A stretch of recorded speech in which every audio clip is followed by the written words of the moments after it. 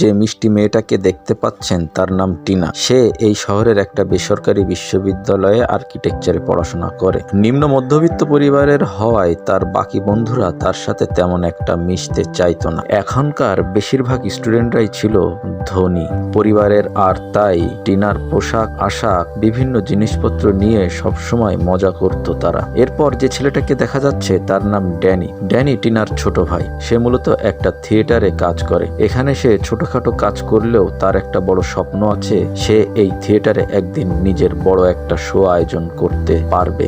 আর এই উদ্দেশ্য সফল করতেই সে কঠিনভাবে পরিশ্রম করে যাচ্ছে। স্কুল বেঞ্চে সাদা শার্ট পরা ছোট্ট যে ছেলেটাকে দেখছেন তার নাম হলো ডিটু। আর এই বাচ্চাটা হচ্ছে ড্যানিয়ার টিনার ছোট ভাই। সে একটা প্রাইমারি স্কুলে পড়াশোনা করে। তার বন্ধুরা সবসময় তাকে বুলি করে বেড়ায়। এছাড়াও সব থেকে বড় কারণ হচ্ছে তার পোশাক আশাক, বিশেষ করে তার জুতাটা, যেটা সে স্কুলে পড়ে আসতো সেটা সোল নেই, প্রায় খুলে যেত। স্কুলে তার একমাত্র বন্ধু ছিল ওয়াসিম, আর ওয়াসিম সবসময় তার হয়ে অন্যদের বিরুদ্ধে প্রতিবাদ করত।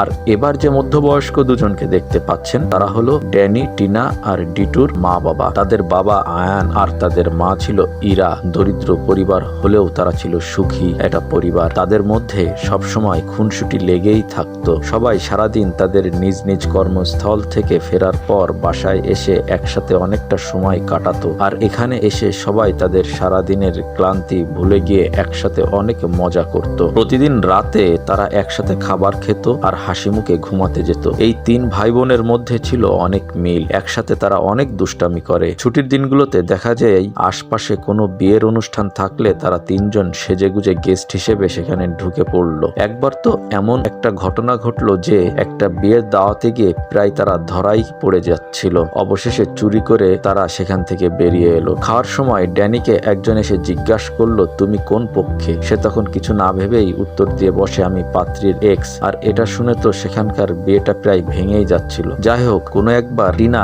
বিষয়টিকে সামলিয়ে নিয়ে এদিকে ছোট ডিটুর পর এক খাবার নিয়ে পকেটে ভরছিল। সিকিউরিটির দায়িত্বে থাকা লোকগুলো তাদের এমন কাণ্ড দেখে তাদেরকে ধরতে আসলো। তারা সেবার কোনোভাবে পালিয়ে যায়। মানিকা আর লিন্ডা ছিল টিনার একমাত্র বান্ধবী। তারা দুজন বাদে তার তেমন কোনো বন্ধুই ছিল না। অন্যদিকে ডিটু যখন একদিন তার ক্লাসের ফাঁকে বসে ওয়াসিমের সাথে গল্প করছিল তখন সে তার ছেঁড়া জুতোটা জোড়া লাগানোর চেষ্টা করছিল। আর তখন ওয়াসিম তার ব্যবহার করা এক জোড়া পুরাতন জুতা তাকে উপহার দিল। সে আসলে অনেকদিন ধরেই দেখছে তার বন্ধু জুতাগুলো ছিঁড়ে গেছে, আর তাই বন্ধু হিসেবে সে বারবার ডিটোর এই অপমানগুলো সহ্য করতে পারছিল না। অন্যদিকে একজোড়া ভালো জুতা পেয়ে ডিটো তো অনেক খুশি। আর ড্যানি তখন তার আইডিয়াগুলো বড় বড় কোম্পানির কাছে নিয়ে যায় আর তাদেরকে ইনভেস্ট করতে বলে। কিন্তু কোম্পানির লোকজন তাকে উল্টো বোঝায়, তুমি নিজের টাকা দিয়েই ইনভেস্ট করো। কিন্তু এই মুহূর্তে এতগুলো টাকা ড্যানির পক্ষে একা ম্যানেজ করা কোনোভাবেই সম্ভব না। তাই সে হতাশা নিয়েই বাড়ি ফিরে আসে। বাড়ি ফিরে প্রতিদিনের মতো তারা একসাথে খাবার খেতে বসে। খাওয়ার সময় তিন ভাই বোন তাদের বাবাকে তাদের স্বপ্নের কথাগুলো খুলে বলে। তারা বড় হয়ে কে কি হতে চায় সেগুলো বলতে থাকে। আর তারা সবাই সবসময় টাকা ইনকাম করার কথা বলে। তারা বলে, একদিন আমরা মেলা টাকা ইনকাম করব আর সবাই মিলে অনেক সুখে থাকবো। এটা শুনে আয়ান জোরে হেসে দেয়। সে বলে, শোনো বাচ্চারা, জীবনে অর্থ উপার্জন করার থেকেও ভালো মানুষ হওয়াটা বেশি জরুরি। আয়ান খুবই ভালো মনের মানুষ। সে তার পুরো জীবন সৎ থেকেছে। তার একটাই চাওয়া, সন্তানরা ভালো মানুষ হবে, জীবনের মানে বুঝতে শিখবে। গল্প আর হাসাহাসি করতে করতে তাদের খাওয়া দাওয়া শেষ হয়ে যায়। খাওয়া দাওয়া শেষ করে আয়ান বারান্দায় একটা চেয়ারে এসে বসে পড়ে আর সেখানে বসে থাকতে থাকতেই ঘুমিয়ে যায়। মাঝরাতে হঠাৎ করেই টিনার ঘুম ভেঙে যায়। সে বারান্দাতে এসে দেখে তার বাবা চেয়ারে ঘুমিয়ে আছে। তার পাশে কিছুক্ষণ বসে থেকে রাত বেশি হয়ে যাওয়ায় ঘরের ভেতরে গিয়ে ঘুমানোর জন্য বাবাকে ডাক দেয়। অনেকক্ষণ ডাকার পরেও যখন কোনো সাড়া শব্দ আসে না তখন সে আতঙ্কিত হয়ে পড়ে। একটা সময় নাকের সামনে আঙুল ধরে বুঝতে পারে তার বাবা আর বেঁচে নেই। সে চিৎকার করে কাঁদতে শুরু করে। বাবা চলে যাওয়ার কষ্ট তো আর ভাষায় প্রকাশ করা সম্ভব না। যার নেই সেই বোঝে বাবা কি জিনিস। সকালে তাকে দাফন করা হলে কবরের সামনে সবাই কান্নায় ভেঙে পড়ে। তাদের কাছে আয়ান শুধুমাত্র একজন বাবা ছিল না, তাদের সবার সব থেকে বড় বন্ধু ছিল। সে আর এভাবেই হঠাৎ করে চলে যাওয়ায় পরিবারের কেউই বিষয়টা মেনে নিতে পারছিল না। এমন সময় সেখানে একটা ছেলেকে দেখা যায় যে কিনা টিনাকে সান্ত্বনা দিতে এসেছিল। ছেলেটার নাম ওসমান। সে টিনার বন্ধু হলেও তারা একজন অন্যজনকে পছন্দ করত, কিন্তু কেউ কাউকে এখন এখনো প্রকাশ করেনি। বাবা মারা যাওয়ার 3 ভাই বোন একদমই অসহায় হয়ে পড়েছে। তাদের বাবাই ছিল সমস্ত পরিবারের একমাত্র আয়ের উৎস। পরিবারের সব খরচ সে একাই চালাতো, আর তার এভাবে হঠাৎ চলে যাওয়ায় পরিবার এর আয়ের কোনো পথ আর খোলা থাকলো না। তাদের মা ইরা অনেক ভেঙে পড়ে। মাকে এমন ভাবে কাঁদতে দেখে টিনা তার মায়ের হাত ধরে বলে, মা আর পড়াশোনা করব না, আমি আর ভাই দুজনে মিলে একটা কোম্পানিতে চাকরি করে সংসার চালাবো, তুমি টেনশন করো না। আসলে জীবন নাকি সেই দিনই বাস্তবতা শেখাবে যেদিন থেকে আপনার নিজের পেটের খরচ নিজেকেই চালাতে হবে। এর আগে যে পরিস্থিতিতে আপনি বাস্তবতা মনে করেন সেটা আসলে আবেগ। যাই হোক, টিনার এই কথায় তার মা কোনোভাবেই রাজি হয় না। তিনি বলেন, তোমার বাবা সবসময় চেয়েছিল তোমরা পড়াশোনা করো আর নিজেদের স্বপ্নের দিকে এগিয়ে যাও। তোমরা যদি এখন পড়াশোনা বন্ধ করে দাও তাহলে তোমার বাবার স্বপ্ন অপূর্ণই থেকে যাবে। পরের দিন সকালে তারা সবাই যার যার কাজে ব্যস্ত ছিল। তখন ঘরের দরজায় কোটাই পড়ে হাজির হয় এক লোক। তার সাথে একটা মেয়েও ছিল। পরিচয় জানতে চাইলে সেই লোকটা বলে, আমি একজন অ্যাডভোকেট আর এই মেয়েটা আমার অ্যাসিস্ট্যান্ট। বাড়িতে উকিল এসেছে শুনে রান্নাঘর থেকে দৌড়ে আসে তাদের মা, আর তিনি কোনোভাবেই উকিলকে ঘরে ঢুকতে দিতে চাচ্ছিলেন না। কারণ তিনি ভেবেছিলেন যেহেতু তারা অনেক গরিব ছিল, হয়তো আয়ান মারা যাওয়ার আগে বাড়ি বন্ধক রেখে গেছে বা বড় কোনো লোন রেখে গেছে, সেজন্য এখন তাদেরকে বাড়ি ছেড়ে দিতে হবে। কিন্তু তখন অ্যাডভোকেট তাদেরকে শান্ত করে বলে, আসলে এমন কিছুই না। তারপর সে সবাইকে নিয়ে ভিতরে ঢুকে একটা ভিডিও চালিয়ে দেয়। ভিডিওটা ছিল তাদের বাবার মৃত্যুর আগে রেকর্ড করে যাওয়া ভিডিওতে আয়ান বলছিল, তোমরা আমার এই ভিডিও দেখছো, তার মানে আমি আর দুনিয়াতে নেই। এই ভিডিওটা আমার মৃত্যুর পরেই তোমাদেরকে দেখানোর জন্য আমি রেখে যাচ্ছি। আমি জানি তোমরা আমাকে অনেক ভালোবাসো। আমি চলে গেলে তোমাদের অনেক কষ্ট হবে, তবে এর থেকে বড় বিপদে পড়বে যখন তোমরা সংসারের খরচ চালাতে পারবে না। তোমাদের অভিযোগ উঠবে আমার প্রতি, আমি কতটা অপদার্থ, তাই না যে তোমাদের জন্য কিছুই রেখে যেতে পারলাম না। কিন্তু আজকে আমি তোমাদেরকে একটা সত্যি জানাতে চাই, আমি আসলে গরিব না। আমি ইন্দোনেশিয়ার সব থেকে সম্ভ্রান্ত পরিবারের একজন সন্তান। তবে গত 21 বছর ধরে আমি সবকিছু ছেড়ে গরিবের মতো বসবাস করছি, কষ্ট করে উপার্জনের যে স্বাদ সেটা উপভোগ করার জন্য। এজন্যই আমি সবসময় চেয়েছি আমার সন্তানরা কষ্ট উপলব্ধি করুক আর নিজের পরিশ্রমের বলে নিজেদের পরিচয় তৈরি করুক। তাই এতদিন নিজের এই পরিচয় গোপন রেখেছি। তবে তোমাদেরকে আর কষ্ট করতে হবে না। আমি আমার সব টাকা তোমাদের নামেই ব্যাংকে রেখে যাচ্ছি। সব শোনার পর পরিবারের সবাই একদম অবাক হয়ে যায়। তারা এতটাই অবাক হয়ে যায় যে মুখ থেকে কোনো শব্দই বের হয় না। যদিও তাদের পুরো বিষয়টি বিশ্বাস করতে কষ্ট হচ্ছিল। তবে অ্যাডভোকেট তাদেরকে জানায় তারা চাইলে আগামীকালই ব্যাংক থেকে তাদের সব টাকা তুলে আনতে পারবে। অ্যাডভোকেট চলে যাওয়ার পরে সবাই মিলে সিদ্ধান্ত নেয় ঘটনা সত্য নাকি মিথ্যা সেটা যাচাই করতে পরের দিন সবাই মিলে ব্যাংকে যাবে। সেদিন সারা রাত কেউই ঘুমোতে পারে না। সকাল হতেই ব্যাংকে হাজির হয়ে যায় আর ব্যাংক থেকে তাদেরকে জানানো হয় এখন চাইলে তারা 50 মিলিয়ন টাকা উঠাতে পারবে আর তা শেষ হয়ে গেলে আরো টাকা পাবে। এটা শুনে তারা সবাই অনেক খুশি হয়ে যায় আর তাদের মা তো এতটাই খুশি হয় যে ভাষায় প্রকাশ করতে পারে না। আবেগে মাটিতে বসে নুবা কেঁদে দেয় আর ইরার এমন কাণ্ডে ছেলে মেয়ে খুবই লজ্জাজনক অবস্থায় পড়ে, কারণ ব্যাংকের সবাই তাদের এই কাণ্ডে তাকিয়ে তাকিয়ে হাসে। তাকে সামলিয়ে টাকা নিয়ে বাইরে চলে আসে তারা। পুরো পরিবার শুরুতেই শপিং মলে ঢোকে। তারা 4 জনে ধুমায় শপিং করে, এমনকি যেই জামাটা ঠিকঠাক গলা দিয়ে ঢুকছে না সেটাও কিনে ফেলে। মানে চোখের সামনে যাই ভালো লাগে সেটাই নেয়। এদিকে ডিটু তো সবাই চলে আসে জুতার দোকানে আর সেখান থেকে সব থেকে দামি জুতা কিনে নেয়। অন্যদিকে ড্যানি তার পছন্দের বাইক কিনে ফেলে।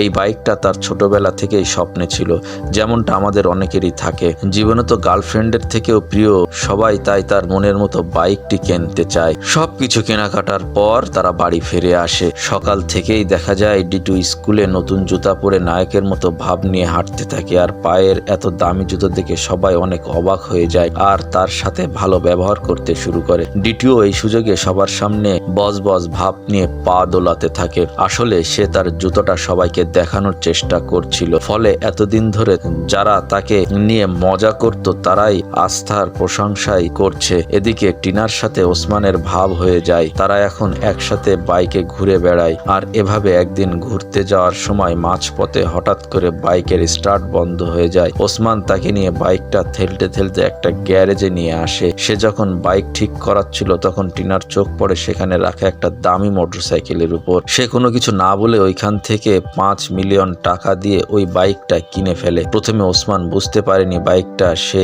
ওসমানের জন্যই কিনেছে। বাইক চালিয়ে টিনাকে বাড়িতে নামিয়ে দেওয়ার সময় টিনা বলে, এটা তোমার জন্য গিফট। তখন ওসমান তাকে বাইকটা চাবি ফিরিয়ে দেয়, কিন্তু সে বলে, এটা তো আমি তোমার জন্যই কিনেছি, তুমি ফেরত দিচ্ছ কেন? ওসমান বলে, আমাকে বাইকটা উপহার দেওয়ার জন্য তোমাকে অসংখ্য ধন্যবাদ, কিন্তু আমি কোনোভাবে এই উপহার নিতে পারবো না। এত দামি বাইক মেনটেন করার সামর্থ্য আমার নেই। তাছাড়া আমার কাছে পুরাতন গাড়িটাই অনেক ভালো লাগে, ওটা আমার নিজের কষ্টের টাকায় কেনা, আমি তাতেই স্বাচ্ছন্দ্য বোধ করি। আমি আমার পরিশ্রমের মূল্য তোমার দামি বাইকের সাথে পাল্টাতে পারবো না টিনা, পারবো না। টিনা এটা বলে ওসমান সেখান থেকে চলে যায়। বাড়িতে ফিরে 3 ভাই বোন দেখে তাদের মায়ের গলায় হাতে কানে সব দামি গহনায় ভরা। সেসব টাকা দিয়ে ডায়মন্ড আর সোনার গহনা কিনে ভরে ফেলেছে। আর এভাবে তারা তাদের কাছে থাকা সব টাকা খরচ করে ফেলে। তারা সবাই আগে অনেক স্বাভাবিক জীবনযাপন করলেও টাকা পাওয়ার পরই তারা লাগাম ছাড়া জীবনযাপন করতে শুরু করে। আর এইভাবেই তাদের সব টাকা একটা সময় শেষ হয়ে যায়। তাই তারা টাকার জন্য অ্যাডভোকেটকে আবার খবর দেয়। সে এসে তাদেরকে আয়ানের আরও একটা ভিডিও দেখায়। সেখানে আয়ানকে বলতে শোনা যায়, তোমরা আমার দ্বিতীয় ভিডিওটা দেখছো, তার মানে নিশ্চয়ই তোমরা আগের সব টাকা শেষ করে ফেলেছো, আর এখন বাকি যে টাকাটা আছে সেটা কিভাবে পাবে সেটা জানতে চাও। আয়ান তাদেরকে প্রথমে বলে, এভাবে খরচ করা তোমাদের মোটেও উচিত হয়নি। টাকাগুলো হিসেবে খরচ করলে তোমরা আরো কিছুদিন ভালোভাবে চলতে পারতে। তবে হতাশ হওয়ার দরকার নেই। সবাইকে অবাক করে দিয়ে সে বলে, তোমাদের জন্য আরো 15 বিলিয়ন টাকা রাখা আছে, বাংলা টাকায় প্রায় 15,000 কোটি টাকা। আর এটা শুনে সবাই একদম লাফিয়ে ওঠে। এরা তো মনে খুশিতে গান গেয়ে ওঠে। টাকাগুলো পাওয়া মাত্র সবার লাইফস্টাইল একদম আলাদা হয়ে যায়। তারা 100 মিলিয়ন দিয়ে একটা বাড়ি কিনে আর 80 মিলিয়ন দিয়ে শহরের সব থেকে দামি ব্র্যান্ডের গাড়িটা কিনে নেয়। সেই সাথে বাড়ির জন্য দামি দামি ফার্নিচার কিনতে শুরু করে। ফার্নিচারের দোকানে ফার্নিচার গুলোর উপর লাফালাফি করার সময় একজন সেলসম্যান তাদেরকে লাফাতে নিষেধ করে। তাকে টাকার গরম দেখানোর জন্য ফার্নিচারের দোকানে থাকা সিকিউরিটি গার্ডকে নগদ টাকা দিয়ে তারা কিনে ফেলে। এরপর গাড়িতে 4 সিটে 4 জন বসে, কিন্তু তাদের মধ্যে কেউ গাড়ি চালাতে পারে না। তাই তারা সিকিউরিটি গার্ডকে দিয়ে গাড়ি ঠেলাতে থাকে। আর এভাবে ঠেলে গাড়ি চালানো দেখে শহরের সব লোক তাদের দিকে তাকিয়ে থাকে এবং তাদেরকে সার্কাসের জোকার ভাবতে শুরু করে। আবার ভিডিও করে রাখে তাদের মা এমন একটা ভাব ধরে বসেছিল যেন সে বলিউডের কোনো সুন্দরী নায়িকা। আর এভাবে ঠেলে ঠেলে গাড়ি নিয়ে তারা বাড়ি চলে আসে। টিনার কলেজে তার সাথে সব বড় লোক ছেলে মেয়েদের ভাব জমে যায়। সে এখন তাদের লাইফ স্টাইলে অভ্যস্ত হয়ে গেছে।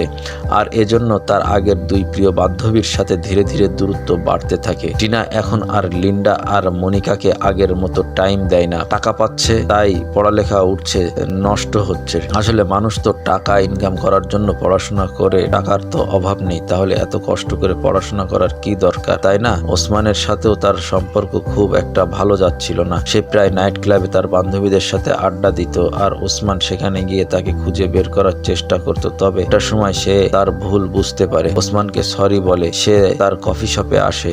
ওসমান অনেক ভালো মনের একটা ছেলে ছিল, তাই সে টিনাকে মাফ করে দেয়। অন্যদিকে ড্যানিকে দেখা যায় থিয়েটারে একের পর এক ফ্লপ কাহিনীর পিছনে ইনভেস্ট করছে। সে প্রযোজনার থেকেও বেশি টাকা দিয়ে অ্যাক্টরদেরকে ভাড়া করে একের পর এক তার শোগুলো লস করতে থাকে। তাদের মা ইরাত সবাইকে ছাড়িয়ে এক ধাপ উপরে সে রাস্তায় কাগজের মতো টাকা উড়াতে থাকে।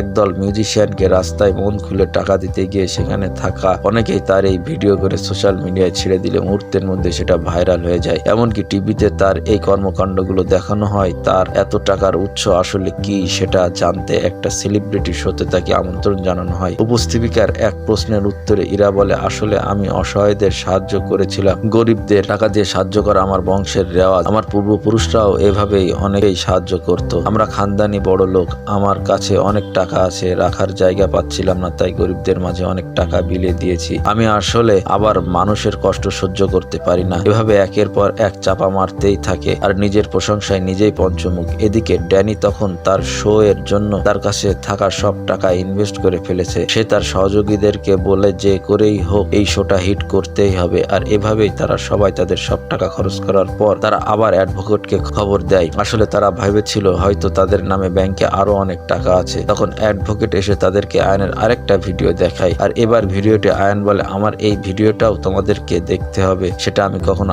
আশা করিনি। এই ভিডিওটা দেখা মানে তোমরা এবারও সব টাকা শেষ করে ফেলেছো। আর যদি এটা সত্যি হয় তবে তোমাদের জন্য অনেক বড় বিপদ অপেক্ষা করছে। সঠিক পথে সঠিকভাবে টাকা খরচ করা উচিত ছিল তোমাদের। আর তোমাদের জন্য দুঃসংবাদ হচ্ছে তোমাদের নামে আর কোনো টাকা অবশিষ্ট নেই। যা ছিল সেটা সবকিছুই তোমাদের মধ্যে দিয়ে দেওয়া হয়েছিল। এটা শুনে সবার মাথায় আকাশ ভেঙে পড়ে। বিশেষ করে ড্যানি তো সব থেকে বেশি হতাশ হয়ে যায়, কারণ তার শো এর অভিনেতা অভিনেত্রীদের এখনো অনেক বিল দেওয়া বাকি ছিল। তার তো পুরাই মাথায় হাত। ধীরে ধীরে দেখা যায় তাদের সবার লাইফস্টাইল পরিবর্তন হওয়া শুরু করেছে। তারা আগের মতো খরচ করে না। টিনাও এখন নাইট ক্লাবে গিয়ে বান্ধবীদের সাথে খরচ করতে পারছে না। আর এতেই সব ধনী বান্ধবীদের সাথে তার সম্পর্ক খারাপ হওয়া শুরু করে। আসলে এরা তো তার ভালো বান্ধবী কখনোই ছিল না। সবাই টাকার লোভেই তার সাথে মিশতো। আর তার আসল বান্ধবী তো ছিল মনিকা আর লিন্ডা। তবে সব থেকে আলাদা ছিল ছোট্ট ডিটু। সে মোটেও বদলায়নি, বরং সে বেশ কিছুদিন ধরে খেয়াল করতে থাকে টাকা হওয়ার পর সব দামি দামি খাবারগুলো টেবিলে তো থাকতো ঠিকই, কিন্তু সবার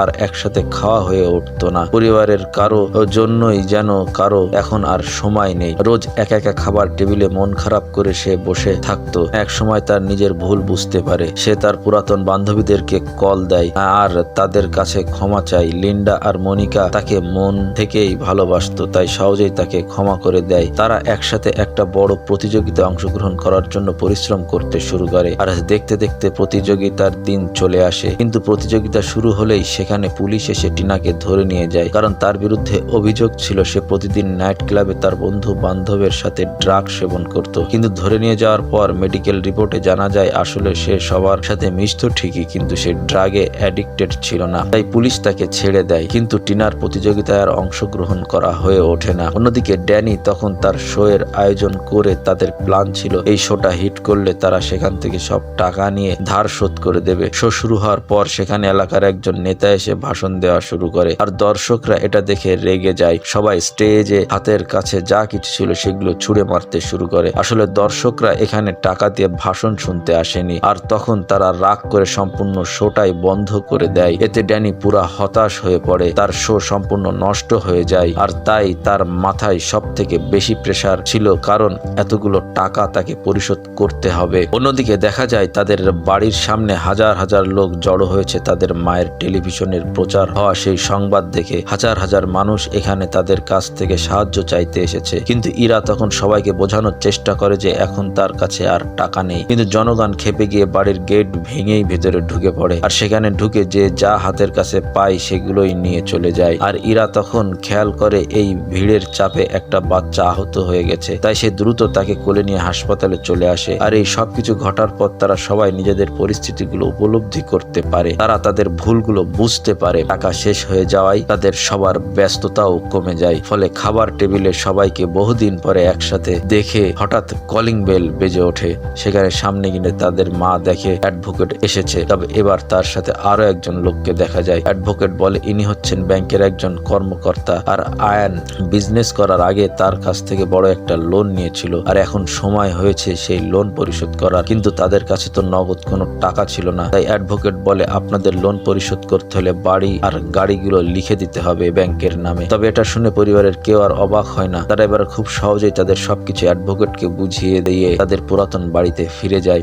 তারা তাদের ভুলগুলো বুঝতে পেরে পরিস্থিতি মেনে নেয়। আর এখন তাদের চলাফেরা থেকে শুরু করে খাওয়া দাওয়া পোশাক আশাকও আগের মতো হয়ে যায়। কিন্তু তাদের এতে আর কোনো আক্ষেপ নেই। সাদামাটা জীবনটাই সুন্দর। তারা সিদ্ধান্ত নেয় এখন থেকে কঠোর পরিশ্রম করবে। পরিশ্রম করে মানুষের মতো মানুষ হবে। কষ্টে উপার্জিত অর্থ হিসাব করে খরচ করবে। অযথা ফাও খরচ করা থেকে বিরত থাকবে। তারা এটা উপলব্ধি করে মানুষের পরিস্থিতি সবসময় একরকম থাকে না। তাই খারাপ সময়ে যারা পাশে থাকে সেই মানুষগুলোই তাদের প্রকৃত বন্ধু আর আপনজন। এর মধ্যে আর কিছুই নেই। এভাবে অ্যাডভোকেট আয়নের আরো একটা ভিডিও নিয়ে তাদের সামনে আসে।